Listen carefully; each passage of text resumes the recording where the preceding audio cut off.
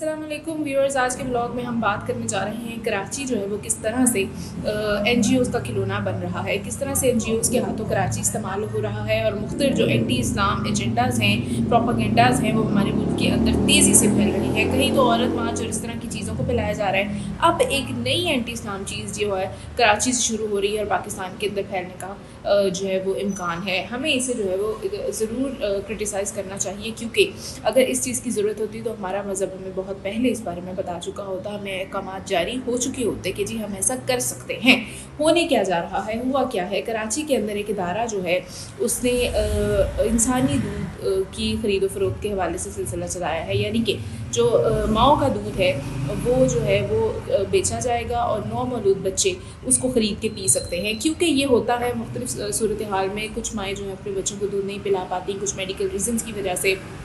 कुछ और मजबूरियों की वजह से, कुछ फ़ैशन के चक्कर में, अफसोस के साथ तो होता ये है कि वो जो है वो बच्चे जो है वो माँ के दूध की ग़िज़ाइयत से महरूम रह जाते हैं। तो ये जो है वो NGO ने शायद ये सोचा है कि हम जो है वो बड़ा अच्छा आसानी करने जा रहे हैं, लेकिन आप बिल्कुल भी कोई आसानी नहीं करने जा रहे। अगर एक माँ जो है वो दूसरे बच्चे को दूध पिला रही है, अपने बच्चे के अलावा किसी और बच्चे को दूध पिला रही है, तो ये कोई आज नई बात नहीं है, ये इस्लाम में बहुत पहले से होता है। लेकिन ये रज़ाई माँ का कॉन्सेप्ट है जिसको आप नज़रअंदाज करते हुए इस दूध की ख़रीदो फ़रोख्त की तरफ चल पड़े हैं। रज़ाई माँ का जैसे कि हम सब जानते हैं कि प्रॉपर एक कॉन्सेप्ट है, उनकी एक इज़्ज़त है, उनका एक मर्तबा है, उनको प्रॉपर एक माँ, सगी माँ की तरह कंसिडर किया जाता है। लिहाजा उनकी जो औलादें होती हैं और जो दूध पीने वाला बच्चा है और जो उस रज़ाई माँ के अपने बच्चे हैं, वो सारे जो है वो आपस में सगे बहन भाई कंसिडर किए जाते हैं। उनकी शादियाँ नहीं की जाती, उनको एक दूसरे का महरम समझ सकते हैं आप। तो ये जो है वो जब ये ऐसा होगा कि जब ये दुकानों के ऊपर माँ का दूध बेचेंगे और मुख्तलिफ बच्चे जो हैं वो वहाँ से ख़रीद के पिएंगे, 50,000 60,000, ज़ाहिर है एक चीज़ शुरू हो जाएगी तो वो कितनी भी उसकी तादाद हो सकती है। तो उन बच्चों की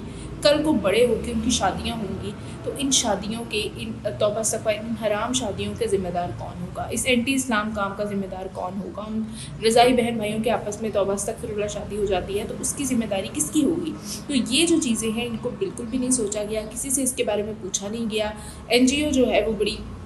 अपनी तरफ से जी हमारी मदद करने चल पड़ी है, लेकिन हमें जी प्लीज़ ऐसी किसी मदद की ज़रूरत नहीं है जो हमारे मज़हब से हट के हमसे कोई काम कराती हो। अगर रज़ाई माँ का कॉन्सेप्ट इस्लाम दे सकता है ना, तो इस्लाम ये भी कह सकता था कि कल को किसी को भी ज़रूरत हो तो आप जो है वो ख़रीदो फ़रोख्त कर सकते हैं दूध की। अगर ऐसा होता तो हमारे मज़हब में इस चीज़ को हलाल कर दिया जाता, रज़ाई बहन भाइयों को आपस में सगे बहन भाई कंसिडर ना करवाने दिया जाता अगर ये चीज़ ज़रूरी होती। हमारी सोसाइटी को इसकी जी कोई ज़रूरत नहीं है। आप ये जो मगरबी ममालिक से इम्प्रेस होकर कर रहे हैं, तो आप ये याद रखें कि मगरबी ममालिक जिस मज़हब को फॉलो करते हैं उनके मज़हब में ये चीज़ें नहीं हैं, इसलिए वो ये कर सकते हैं। आप दूसरों की चीज़ें भी अपने ऊपर फॉलो कर रहे हैं, आप बेशक नाम में हाथ रह गए, लेकिन ये इस्लामी जमहूरिया मुल्क है, ये इस्लाम के कवानीन पे चलने वाला मुल्क है। अगर आप दिल से और दिमाग से इन चीज़ों को सोचें तो आपको समझ आ जाएगी कि आप एक नई बर्बादी की तरफ आवाम को लेके जा रहे हैं। और जितने भी लोग इसके असर में आएंगे, जितने भी लोग जो है वो तौबा अस्तग़फ़िरुल्लाह इस हराम काम की तरफ जाएंगे, तो उसका सारा सहरा जो है वो इस काम को फैलाने वाले के सर पे चढ़ेगा। जो लोग इस बारे में नहीं जानते उनको तो कोई गुनाह नहीं होगा, लेकिन आपको जो है वो शदीद गुनाह होगा, क्योंकि आपने इतना बड़ा काम किया और आपने उसके पीछे बैकग्राउंड चेक नहीं किया। तो रज़ाई माँ का पहले आप कॉन्सेप्ट देख लें और रज़ाई बहन भाइयों का कॉन्सेप्ट देख लें, और उसके बाद जो है वो आप NGO के कहने पे ये दूध की, माँ के दूध की ख़रीदो फ़रोख्त जो है वो बाद में शुरू की। इसके अलावा जी एक ऐसा वाक़या हुआ है जिसमें इस्लाम को और हमारी इस्लाम के साथ जुड़ी हुई, हमारे मज़हब के साथ जुड़ी हुई जो हमारी इमोशंस हैं उनको इस्तेमाल करते हुए पंजाब और KP के ताल्लुकात को टारगेट करने की कोशिश की गई। KP में होने वाला अफसोसनाक वाक़या, सवात के इलाके में एक शख्स ने तौबा अस्तग़फ़िरुल्लाह कुरान करीम की तौहीन की, और कुरान करीम क्योंकि हमारे लिए बड़ा एक प्रीशियस जो है वो अल्लाह ताला की तरफ से तोहफ़ा है, हमारे लिए जो है वो हमारी सुकून का बाइस है, और हम जो है वो किसी किस्म की बेहुरमती, तौबा अस्तग़फ़िरुल्लाह नाउज़ुबिल्लाह अपने मज़हब के बारे में बर्दाश्त नहीं कर सकते। लिहाजा हमारी इसी चीज़ को जो है वो देखते हुए और हमारी इसी इमोशन को देखते हुए, हमारी इस एफिलिएशन को देखते हुए,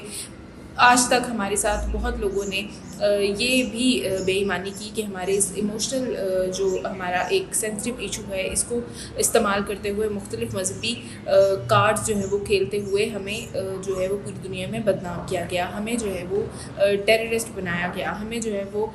एक बड़ी कोई दरिंदा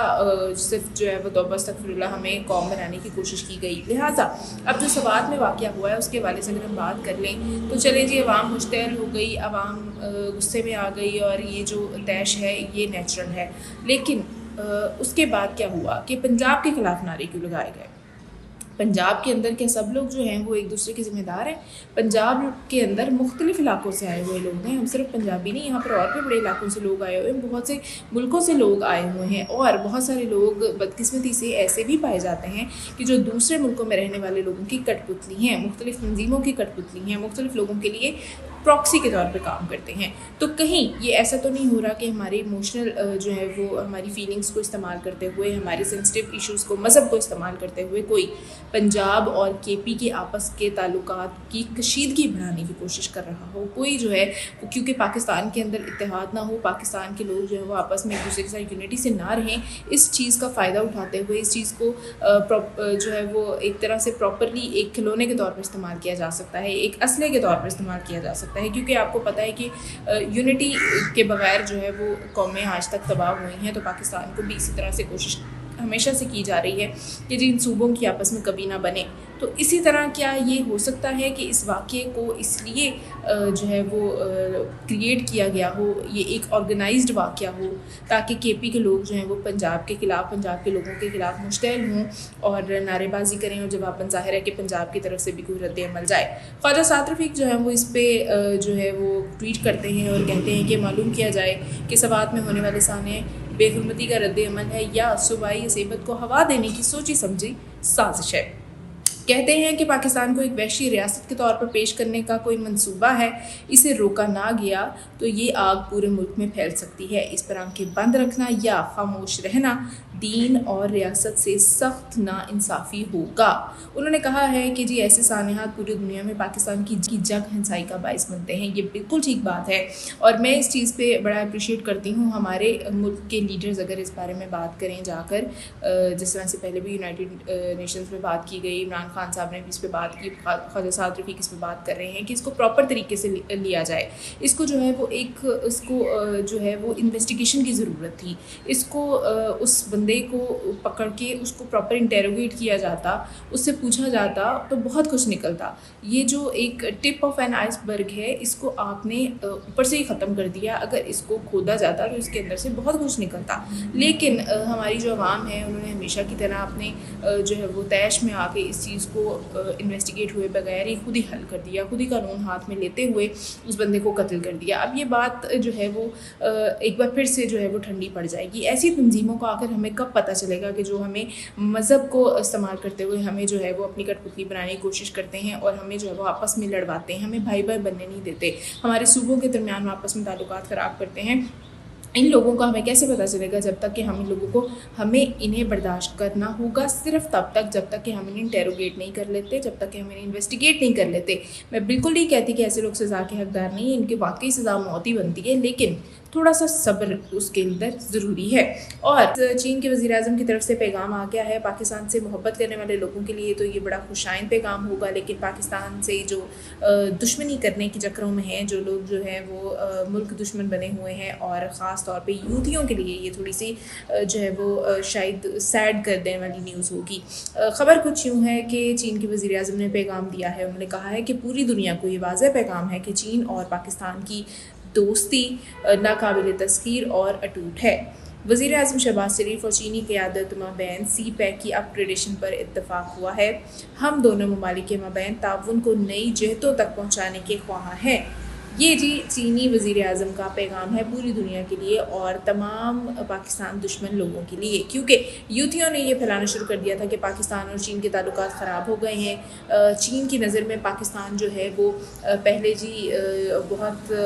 زیادہ امپورٹنٹ ہوا کرتا تھا اور اب جو ہے وہ صرف امپورٹنٹ رہ گیا ہے۔ پہلے چین کی ٹاپ پریورٹی ہوا کرتا تھا، اب جو ہے وہ صرف پریورٹی رہ گیا ہے۔ تو اس پیغام سے چینی وزیر اعظم نے بڑا واضح کر دیا ہے کہ پاکستان آج بھی ٹاپ پریورٹی پہ ہے اور آج بھی موسٹ امپورٹنٹ ہے، اور یہ لوگ جو ہیں وہ اپنی حرکتوں سے باز نہیں آ رہے۔ پاکستان کے اندر جو ایک عجیب سا ماحول یہ لوگ کریٹ کرتے ہیں، مختلف افواہیں پھیلاتے ہیں، مختلف انسٹیبلٹی لے کر آنے کی کوشش کرتے ہیں، اور یہ بات جو ہے وہ ہر طرف پھیل جاتی ہے کہ مہنگائی ہو گئی. تو جو مصنوعی مہنگائی اور آرٹیفیشل جو مہنگائی ہے نا، اس کو جو ہے نا یہ لوگ کریٹ کرتے ہیں. پاکستان کی اگر ہم بات کرنی جائیں تو ہمارا جو اسٹاک ایکسچینج ہے